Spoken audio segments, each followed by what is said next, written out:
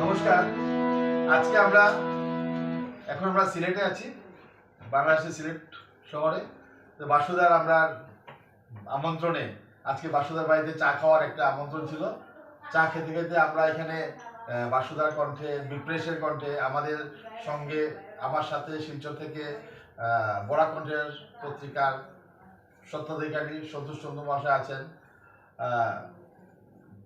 পুলক দত্ত, আপনার নামটা সুকুমল ভট্টাচার্য, উনিও আমাদের পুলিশ ডিপার্টমেন্টে আছেন। তো এখানে গানের আসর একটা আছেন। এখন এই বিষয়ে একটু আমাদের বাসুদাকে কিছু বলার জন্য বলছি। সবাইকে ধন্যবাদ। এখানে আসলে আজকে হুট করে একটু বসা, সন্তোষ দা এবং অভিজিৎ দা, সত্যজিৎ যা দাদা আসছেন, তো হুট করে আমাদের এখানে বসা। তো সবার জন্য শুভকামনা রইল। আর দাদারা আসাতে আসলে সত্যি আমি খুবই আনন্দিত। আর এখানে আমার বিপ্রেশ আছে বাংলা। তো আসলে গান বাজনার মানুষ, গান পাগল মানুষ, এই সব দেখলেই আমাদের ভালো লাগে। তো সবার জন্য অনেক অনেক শুভকামনা রইল। তো আমার নেক্সট পরিবেশনা আর আমাদের সন্তোষ দা দু একটু কথা বলবেন। আসলে আমি কিছুদিন পর সিলেটে আসি বা বাংলাদেশের বিভিন্ন জায়গায় যাই এবং ফেসবুক বন্ধু অনেকেই। এর মধ্যে বাসুদা আমার একজন ফেসবুক ফ্রেন্ড।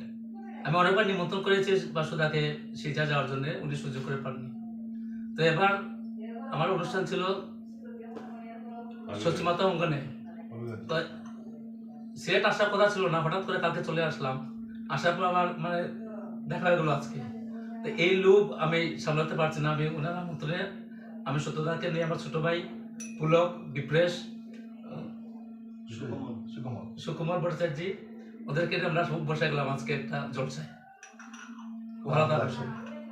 তো ঠিক আছে, আমি রাধারমন দত্তের আরেকটি গান গাচ্ছি, আশা করি আপনাদের ভালো লাগবে। তুমি করছো নারী রূপে বড়াই গো রাধা, রমনে যাই কইয়া মন যায় আছো তোমার